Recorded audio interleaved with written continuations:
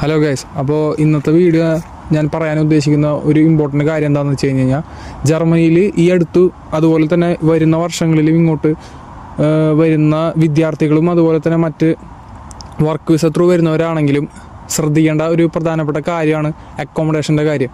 നമ്മൾ നാട്ടിൽ നിന്ന് പെട്ടെന്ന് ഒരു സ്റ്റുഡൻറ്റ് വിസയോ അല്ലെങ്കിൽ വർക്ക് വിസയോ കിട്ടി ഇങ്ങോട്ട് വരാൻ നിൽക്കുമ്പോൾ ആ ഒരു പ്രഷറിൽ നമുക്ക് എത്രയും പെട്ടെന്ന് ഒരു സ്റ്റേ സെറ്റാക്കണം എന്നാണ് നമ്മൾ വിചാരിക്കുക. അതിൻ്റെ സത്യാവസ്ഥ എന്താണ്, അത് എത്രമാത്രം കണ്ടീഷൻ ഉണ്ട്, അതേപോലെ തന്നെ എത്രമാത്രം ജെന്യൂനാണെന്നൊന്നും നമ്മൾ അന്വേഷിക്കില്ല. എനിക്ക് ഉണ്ടായ ഒരു അനുഭവമാണ് ഞാനിന്ന് നിങ്ങളോട് പറയാൻ ഉദ്ദേശിക്കുന്നത്. എനിക്കും ഇതുപോലെ തന്നെ നാട്ടിൽ നിന്ന് ഇങ്ങോട്ട് വരുന്നതിന് മുമ്പ് തന്നെ സ്റ്റേ റെഡി ആയിരുന്നു. അതെൻ്റെ ഏജൻസി ത്രൂ കിട്ടിയൊരു നമ്പർ വഴിയാണ് എനിക്ക് സ്റ്റേ സെറ്റായത്. പക്ഷേ പ്രശ്നം എന്താണെന്ന് വെച്ച് കഴിഞ്ഞാൽ ഡെപ്പോസിറ്റ് വാങ്ങിച്ച് നമ്മളിവിടെ സ്റ്റേക്ക് കയറി അവസാനം ഇറങ്ങുന്ന സമയമായപ്പോൾ ഡെപ്പോസിറ്റ് തിരിച്ച് തരാത്തൊരവസ്ഥയിലേക്കാണ് പിന്നീട് അതെന്നെ കൊണ്ട് എത്തിച്ചത്. അത് എനിക്ക് മാത്രമല്ല, എൻ്റെ കുറച്ച് കൂട്ടുകാർക്കും അങ്ങനൊരു അവസ്ഥ ഉണ്ടായിരുന്നു. അത് വരാനുള്ള പ്രധാന കാരണം എന്താണെന്ന് വെച്ച് കഴിഞ്ഞാൽ നമ്മുടെ അടുത്ത് വളരെ സ്വീറ്റായിട്ടും അതേപോലെ തന്നെ നമ്മുടെ അടുത്ത് വളരെ ജെന്യൂനിറ്റിയോടും കൂടിയാണ് നമ്മുടെ അടുത്ത് പെരുമാറിയത്. അതേപോലെ തന്നെ എനിക്ക് അവിടെ നേരിട്ട് പോയി കാണാൻ എന്തായാലും പറ്റില്ല. അപ്പോൾ അവിടെ നിന്നിരുന്ന എൻ്റെ കോണ്ടാക്ട് ചെയ്ത് പരിചയപ്പെട്ട സുഹൃത്തുക്കൾ വഴി എനിക്ക് വീഡിയോസ് അയച്ചു തന്നിരുന്നെങ്കിലും അതിൻ്റെ പോരായ്മകൾ, ആ സ്റ്റേയുടെ പോരായ്മകളോ അതേപോലെ തന്നെ അവിടെ നിൽക്കുമ്പോൾ വരാൻ സാധ്യതയുള്ള പ്രശ്നങ്ങളെ കുറിച്ചൊന്നും ഞാൻ ചിന്തിച്ചില്ല. എത്രയും പെട്ടെന്ന് ജർമ്മനിയിലേക്ക് കയറി പോകണം. അപ്പോൾ അതുകൊണ്ട് എനിക്ക് എങ്ങനെയെങ്കിലും ഒരു സ്റ്റേ വേണമെന്നുള്ളതായിരുന്നു എൻ്റെ ചിന്ത. അപ്പോൾ ഞാൻ എൻ്റെ കൂട്ടുകാരന്മാർ ത്രൂ എൻ്റെ കൂട്ടുകാരന്മാർ ഓൾറെഡി ജർമ്മനിയിൽ ഉണ്ടായിരുന്നു. അവർ ത്രൂ ഈ അക്കോമഡേഷൻ പോയി കാണാനോ അതേപോലെ തന്നെ അതിനെക്കുറിച്ച് അന്വേഷിക്കാനോ ഞാൻ മുതിർന്നില്ല. അത് അങ്ങനെ ഒന്നും ചെയ്യുന്നത്. അപ്പോൾ ആരെങ്കിലും ഇനി അങ്ങനെ അക്കോമഡേഷൻ നാട്ടിൽ നിന്നാണ് സെറ്റ് ചെയ്യുന്നതെങ്കിൽ അവർ അവരുടെ സുഹൃത്തുക്കൾ വഴി അത് പോയി കാണാൻ ശ്രമിക്കുക. അതേപോലെ തന്നെ ലൈവ് ഫൂട്ടേജ് എടുക്കാൻ ശ്രമിക്കുക. ഒട്ടുമിക്ക ആൾക്കാരും ഹൗസ് ഓണേഴ്സും ചെയ്യുന്നത് സ്റ്റോക്ക് ഫൂട്ടേജ് നിങ്ങൾക്ക് അയച്ചു തരും. എന്നിട്ട് പറയും വളരെ കണ്ടീഷനാണ്, സ്ഥലമെല്ലാം വളരെ അടിപൊളിയാണെന്നൊക്കെ പറഞ്ഞ് നമ്മളെ പറ്റിക്കുകയാണ് കുറേ പേര് ഇവിടെ ചെയ്യുന്നത്. കാരണം എന്താണെന്ന് വെച്ച് കഴിഞ്ഞാൽ നമ്മൾ അവിടെ നിന്ന് നാട്ടിലേക്ക് അയച്ചു തരുന്ന ഫൂട്ടേജ് അവർ ഓൾറെഡി റിനോവേറ്റ് ചെയ്തപ്പോൾ എടുത്തു വെച്ചിരിക്കുന്ന ഫൂട്ടേജ് ആയിരിക്കും. അപ്പോൾ ആ ഫൂട്ടേജ് കണ്ടിട്ടാണ് നമ്മളെല്ലാവരും ഓക്കെ പറയുന്നതും അതേപോലെ തന്നെ റെൻറ്റും ഡെപ്പോസിറ്റും അയച്ചു കൊടുക്കുന്നത്. അപ്പോൾ ഇതിനൊരു പ്രതിവിധി എന്ന് ഞാൻ പറയുകയാണെങ്കിൽ, ഞാൻ പറഞ്ഞല്ലോ, നിങ്ങളുടെ സുഹൃത്തുക്കളോ റിലേറ്റീവ്സോ ആരെങ്കിലും ഇവിടെ ജർമ്മനിയിലുണ്ടെങ്കിൽ ഓൾറെഡി അവരോട് പോയി കണ്ട് ലൈവ് ഫൂട്ടേജ് സംഘടിപ്പിക്കാൻ ശ്രമിക്കുക. അതേപോലെ തന്നെ ഞങ്ങളുടെ അടുത്തുനിന്ന് ഈ അടുത്ത് ഞങ്ങൾ സ്ഥലം മാറിയപ്പോൾ, ഞങ്ങൾ നിന്നിരുന്ന അക്കോമഡേഷൻ മാറിയപ്പോൾ ഞങ്ങൾക്ക് അനുഭവപ്പെട്ട ഒരു പ്രശ്നമായിരുന്നു ഡെപ്പോസിറ്റ് തിരിച്ചു തരാതിരിക്കുക. അതെന്താ സംഭവം എന്ന് വെച്ച് കഴിഞ്ഞാൽ, ഞങ്ങൾ കയറിയപ്പോൾ ഉള്ള പോലെയല്ല ഇറങ്ങുമ്പോൾ ആ സ്റ്റേ എന്നാണ് ഓണർ പറഞ്ഞത്. എന്ന് വെച്ച് കഴിഞ്ഞാൽ ഞങ്ങൾ വളരെ മോശമാക്കി, ആ സ്ഥലം വളരെ മോശമാക്കി എന്നാണ് ഓണർ അവകാശപ്പെടുന്നത്. പക്ഷേ യഥാർത്ഥത്തിൽ ഞങ്ങൾക്ക് കിട്ടുമ്പോൾ തന്നെ ഒരുപാട് കുറവുകൾ ആ സ്റ്റേക്ക് ഉണ്ടായിരുന്നു. ഫോർ എക്സാമ്പിൾ പറയുകയാണെങ്കിൽ നമുക്ക് എക്സോസ്റ്റർ ഉണ്ടായിരുന്നില്ല. അപ്പോൾ അതുകൊണ്ട് തന്നെ എക്സോസ്റ്റർ ഇല്ലാത്തതുകൊണ്ട് തന്നെ പുക നമുക്കിങ്ങനെ കിച്ചണിൽ നിറഞ്ഞു നിൽക്കുന്നത് കൊണ്ട് ഈ കിച്ചണിൻ്റെ തട്ടിൽ നല്ല രീതിയിൽ കറ പിടിക്കുമായിരുന്നു. അപ്പോൾ നമ്മളത് ഒരുപാട് വട്ടം പറഞ്ഞിരുന്നു നമ്മുടെ ഹൗസ് ഓണറിൻ്റെ അടുത്ത്. അപ്പോൾ ഹൗസ് ഓണർ പറഞ്ഞത് ശരിയാക്കാം എന്നാണ്. പക്ഷേ അവസാനം വരെ ഞങ്ങൾ പറഞ്ഞിട്ട് കേൾക്കുന്നില്ല. പിന്നീട് പറഞ്ഞ സമയത്ത്, ഇറങ്ങുന്ന സമയമായപ്പോൾ പറഞ്ഞത് കമ്മ്യൂണിക്കേഷൻ പ്രശ്നമാണ്, നിങ്ങൾ പറഞ്ഞാൽ ഞങ്ങൾക്കൊന്നും മനസ്സിലായില്ല എന്നൊക്കെയാണ് ഓണർ പറഞ്ഞത്.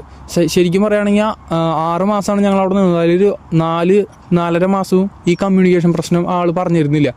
ഇറങ്ങുന്ന സമയമായപ്പോൾ ഡെപ്പോസിറ്റ് തിരിച്ചു തരുന്ന സമയമായപ്പോഴാണ് ഈ കമ്മ്യൂണിക്കേഷൻ പ്രശ്നം ഒരു വലിയ പ്രശ്നമായിട്ട് പറയുന്നത്.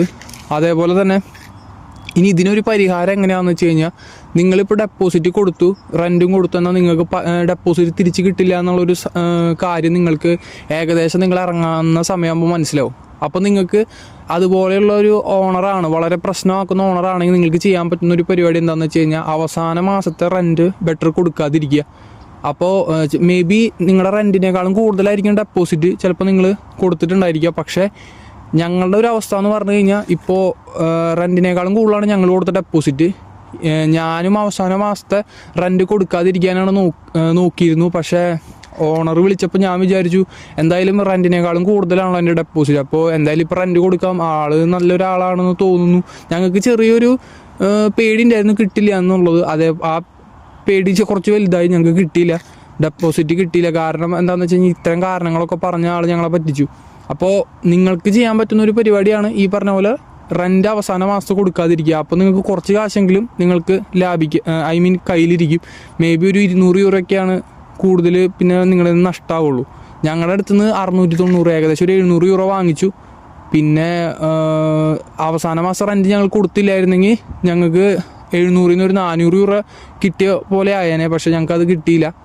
ഇനി അടുത്ത പ്രധാനപ്പെട്ട ഒരു കാര്യം ശ്രദ്ധിക്കേണ്ടതെന്ന് വെച്ച് കഴിഞ്ഞാൽ, നിങ്ങൾ എന്ത് കാര്യം ഇപ്പോൾ നമ്മുടെ ഓണറോട് പറയുകയാണെങ്കിലും അത് വാട്സപ്പ് ത്രൂ ഒരു തെളിവ് എന്ന രീതിയിൽ അവതരിപ്പിച്ചോളൂ. ഇപ്പോൾ വാട്സപ്പിൽ മെസ്സേജ് അയക്കുക അല്ലെങ്കിൽ മെയിൽ അയക്കുക, അങ്ങനെയുള്ള കാര്യങ്ങൾ. പിന്നെ അതൊരു തെളിവാക്കി എപ്പോഴും നിങ്ങളുടെ ഫോണിലോ അല്ലെങ്കിൽ ഈവൻ ലാപ്പ് ത്രൂവോ എന്ത് ഡിവൈസ് ത്രൂ ആണെങ്കിലും നിങ്ങൾക്കത് ഹോൾഡ് ചെയ്ത് വെക്കാൻ പറ്റുന്ന ഒരു തെളിവായിട്ട് നിങ്ങൾ അവതരിപ്പിച്ചോളൂ. കാരണം എന്താണെന്ന് വെച്ചാൽ പിന്നീട് അവർ പല എക്സ്ക്യൂസ് പറയുമ്പോഴും നിങ്ങളുടെ കയ്യിൽ എപ്പോഴും ഒരു തെളിവുണ്ടായിരിക്കണം. കാരണം ഇപ്പം ഞങ്ങൾക്ക് പറ്റിയൊരു സംഭവം എന്താണെന്ന് വെച്ച് കഴിഞ്ഞാൽ, ഞങ്ങൾ ഇപ്പോൾ എക്സോസ്റ്റ് ഇല്ല എന്ന് പറഞ്ഞതും അതേപോലെ തന്നെ മറ്റു പല ആവശ്യങ്ങൾ പറഞ്ഞതും ആൾ പറയുന്നത് ഇല്ല നിങ്ങൾ പറഞ്ഞിട്ടില്ല, അങ്ങനെ പല കാര്യങ്ങളായിട്ടാണ് അദ്ദേഹം നമ്മളോട് പറയുന്നത്. നിങ്ങൾ പറഞ്ഞിട്ടില്ല എന്നൊക്കെയാണ്. അപ്പോൾ നിങ്ങൾ പരമാവധി ഒരു തെളിവായിട്ട് സൂക്ഷിക്കുക. ഇനി അതുപോലെ തന്നെ ഒരു നോട്ടീസ് പീരീഡിൻ്റെ കാര്യം നിങ്ങളെപ്പോഴും അറിഞ്ഞിരിക്കണം. നമ്മളിപ്പോൾ ഒരു ജർമ്മനിയിൽ ഒരു വീട്ടിൽ നമ്മൾ താമസിക്കാൻ, വീടോ അപ്പാർട്ട്മെൻറ്റോ ഏത് സിംഗിൾ റൂം ആണെങ്കിലും അവിടെ താമസിക്കാൻ കയറി കഴിഞ്ഞ് കഴിഞ്ഞാൽ നമുക്കിപ്പോൾ കോൺട്രാക്റ്റ് എന്ന് പറഞ്ഞ സംഭവമുണ്ട്. കോൺട്രാക്റ്റ് ബേസിലായിരിക്കും നമുക്ക് അക്കോമഡേഷൻ പ്രൊവൈഡ് ചെയ്യുക. അപ്പോൾ ഈ കോൺട്രാക്റ്റ് ബേസിൽ അക്കോമഡേഷൻ പ്രൊവൈഡ് ചെയ്യുമ്പോൾ അത് 1 കൊല്ലത്തെ കോൺട്രാക്റ്റ് ആകാം, ചിലപ്പോൾ 6 മാസത്തെ കോൺട്രാക്റ്റ് ആകാം, അങ്ങനെ വാരി ചെയ്യും. അപ്പോൾ നിങ്ങൾ ഇറങ്ങാൻ ഉദ്ദേശിക്കുന്ന ഒരു പീരീഡ് ഉണ്ടെങ്കിൽ അതിന് 3 മാസം മുമ്പ് നോട്ടീസ് പീരീഡ് ഇടണം എന്നാണ് ഇവിടുത്തെ ഒരു നിയമം. അങ്ങനെയാണ് അന്വേഷിച്ച് അറിയാൻ കഴിഞ്ഞത്. അത് കുറേ ചില ഹൗസ് ഓണർമാർക്ക് അതൊരു നിർബന്ധമുള്ള കാര്യമല്ല, പക്ഷേ ചില ഹൗസ് ഓണർമാർക്ക് അത് നിർബന്ധമുള്ള കാര്യമാണ്. അത് ചിലപ്പോൾ നിങ്ങളോട് പറയണമെന്നില്ല, നിങ്ങൾ അറിയണമെന്നില്ല. അത് ഇവിടെ ജർമ്മനിയിലെ ഒരു റൂളാണ്. അപ്പോൾ അത് നിങ്ങൾക്ക് ആർക്കെങ്കിലും അറിയില്ലെങ്കിൽ അത് ശ്രദ്ധിച്ചോളൂ. 3 മാസം മുമ്പ് നോട്ടീസ് പീരീഡ് ഇട്ട് കഴിഞ്ഞാൽ നിങ്ങൾക്ക് കൂടുതൽ പ്രശ്നം വരില്ല. ഞങ്ങളുടെ കൂട്ടത്തിൽ ഒരാൾക്ക് മാത്രമേ അതൊരു എക്സ്ക്യൂസായി കിട്ടിയുള്ളൂ. കാരണം അറ്റ്ലീസ്റ്റ് 1 മാസം മുമ്പെങ്കിലും ഞങ്ങളുടെ ഹൗസ് ഓണറോട് പറഞ്ഞിരുന്നു ഇറങ്ങുന്ന കാര്യം, മെസ്സേജ് അയച്ചിരുന്നു. ഞങ്ങൾ ജസ്റ്റ് ഡെയിലി ഇങ്ങനെ കാണുമ്പോൾ പറഞ്ഞിട്ടുണ്ടായിരുന്നുള്ളൂ. അല്ലാതെ ഞാൻ പറഞ്ഞല്ലോ തെളിവെന്ന രീതിയിൽ ഒരിക്കലും ഈ പറഞ്ഞ ഹൗസ് ഓണറുടെ അടുത്ത് കമ്മ്യൂണിക്കേറ്റ് ചെയ്തിരുന്നില്ല. അപ്പോൾ അവസാന നിമിഷം ഇറങ്ങുന്ന സമയമായപ്പോൾ എൻ്റെ കൂട്ടുകാരൻ ഈ തെളിവായി വാട്സപ്പ് മെസ്സേജ് അയച്ച കൂട്ടുകാരന് അതൊരു എക്സ്ക്യൂസായി ആൾക്ക് പോകാം എന്നുള്ളൊരു രീതിക്ക് ആണ് ഹൗസ് ഓണർ പെരുമാറിയത്. ബാക്കിയുള്ള എല്ലാവരുടെ അടുത്തും പറഞ്ഞു നിങ്ങൾക്ക് പോകാൻ പറ്റില്ല, കാരണം എന്താ വെച്ച് കഴിഞ്ഞാൽ ഞങ്ങൾ നോട്ടീസ് പീരീഡ് പോലെയോ അല്ലെങ്കിൽ മുൻകൂട്ടിയോ പറഞ്ഞിരുന്നില്ല, അതുകൊണ്ട് തന്നെ ഞങ്ങൾക്ക് പകരം ആൾക്കാരെ കയറ്റാൻ സമയം വേണം, അതുകൊണ്ട് വേറെ ആൾ വരുന്നത് വരെ ഞങ്ങൾ ഇവിടെ തന്നെ നിൽക്കണം എന്നൊക്കെയാണ്. അങ്ങനെ പല എക്സ്ക്യൂസസ് ആണ് പറഞ്ഞത്. അപ്പോൾ നോട്ടീസ് പീരീഡിൻ്റെ കാര്യം നിങ്ങൾ ശ്രദ്ധിച്ചോളൂ. പിന്നെ ശ്രദ്ധിക്കേണ്ട ഒരു കാര്യം ഞാൻ മുമ്പേ പറഞ്ഞതാണ്, നമ്മളൊരു വീട് പോയി കാണുമ്പോൾ സ്റ്റോക്ക് ഫുട്ടേജിൻ്റെ കാര്യം പറഞ്ഞല്ലോ, നിങ്ങൾക്ക് ലൈവിൽ പോയി കാണാൻ പറ്റുമെങ്കിൽ അപ്പം തന്നെ ഒരു വീഡിയോ എടുക്കുക. ഇനി നിങ്ങൾ കയറിയ സമയത്ത് റെൻ്റൊക്കെ കൊടുത്തു, ഡെപ്പോസിറ്റ് റെൻറ്റും കൊടുത്തതിന് ശേഷം നിങ്ങൾ കയറുമ്പോഴും നിങ്ങളൊരു ഫുൾ വീഡിയോ ഡീറ്റെയിൽ വീഡിയോ എടുത്ത് വെച്ചോളൂ. കാരണം എന്താണെന്ന് വെച്ച് കഴിഞ്ഞാൽ ഇറങ്ങുന്ന സമയത്ത് ഹൗസ് ഓണർ പലതരത്തിലുള്ള പ്രശ്നങ്ങളും വീടിനെ കുറിച്ച് പറയും. കയറുന്ന സമയത്ത് ഇങ്ങനെയൊന്നും ഉണ്ടായിരുന്നില്ല, അവിടെ പൊട്ടിയിട്ടുണ്ടായിരുന്നില്ല, ഇപ്പം നിങ്ങൾ ഇറങ്ങുന്ന സമയത്ത് നിങ്ങളത് അവിടെ കേടാക്കി, ഇവിടെ പൊട്ടിച്ചു, അങ്ങനെയൊക്കെ പറയും. ഞങ്ങളുടെ ഇടയിലുണ്ടായ ഒരു പ്രശ്നമായിരുന്നു വാഷിംഗ് മെഷീൻ്റെ ഒരു കാര്യം. ഞങ്ങളുടെ ഒരു കൂട്ടുകാരെ നോക്കി നിൽക്കുമ്പോൾ തന്നെയാണ് ഹൗസ് ഓണർ പിടിച്ച് വാഷിംഗ് മെഷീൻ്റെ നമ്മൾ തുണി ഇടുന്ന ഡോറ് തുറക്കുന്നതും അവൻ നോക്കി നിൽക്കുമ്പോൾ തന്നെയാണ് ആൾ തുറക്കുമ്പോഴാണ് ഈ പറഞ്ഞ ആ ഡോറിൻ്റെ ഒരു ചെറിയ പീസ് പൊട്ടി പോകുന്നത്. അത് ഹൗസ് ഓണറിൻ്റെ കയ്യിൽ നിന്ന് പറ്റിയ മിസ്റ്റേക്കാണ്. പക്ഷേ അത് ആൾ നല്ല രീതിയിൽ ഞങ്ങളുടെ തലക്കിട്ട് ആണ് ചെയ്തത്. പിന്നെ ഞങ്ങളുടെ ഭാഗത്തുള്ള ഒരു പ്രശ്നം ഞാൻ പറഞ്ഞല്ലോ, നമുക്ക് ഇതൊക്കെ എക്സ്പീരിയൻസ് ത്രൂ ആണ് ഇത് അറിയുന്നത്. നമ്മളും വീഡിയോ എടുത്തത് ഫുള്ളി ഡീറ്റെയിൽ വീഡിയോ എടുക്കാനൊന്നും നമ്മളെ കൊണ്ടും പറ്റിയിട്ടുണ്ടായിരുന്നില്ല. അപ്പോൾ അതുകൊണ്ട് തന്നെ നിങ്ങൾ ഇനി ഇങ്ങനെയുള്ള കാര്യങ്ങൾ ചെയ്യുമ്പോൾ ശ്രദ്ധിക്കുക. അപ്പോൾ ഈ ഒരു ഇൻഫർമേഷൻ ഞാൻ നിങ്ങൾക്ക് തരുന്നത് നിങ്ങൾ ഇനി ഇതുപോലെയുള്ള കുഴിയിൽ ചാടാതിരിക്കാൻ വേണ്ടിയിട്ടാണ്. അപ്പോൾ എന്തെങ്കിലും സംശയം നിങ്ങൾക്കുണ്ടെങ്കിൽ എനിക്ക് കമൻറ്റിൽ അറിയിക്കാം. അതേപോലെ തന്നെ എൻ്റെ ഇൻസ്റ്റാഗ്രാം പ്രൊഫൈലിൽ വന്നു കഴിഞ്ഞാൽ DM വന്നു കഴിഞ്ഞാൽ കൂടുതൽ ഡീറ്റെയിൽസോ അതേപോലെ എന്തെങ്കിലും സംശയങ്ങളോ ഉണ്ടെങ്കിൽ നിങ്ങൾക്ക് എൻ്റെ DM വന്നാൽ മതി, ഞാൻ സംശയം തീർത്ത് തരാം, എനിക്കറിയാവുന്ന കാര്യങ്ങളാണെങ്കിൽ.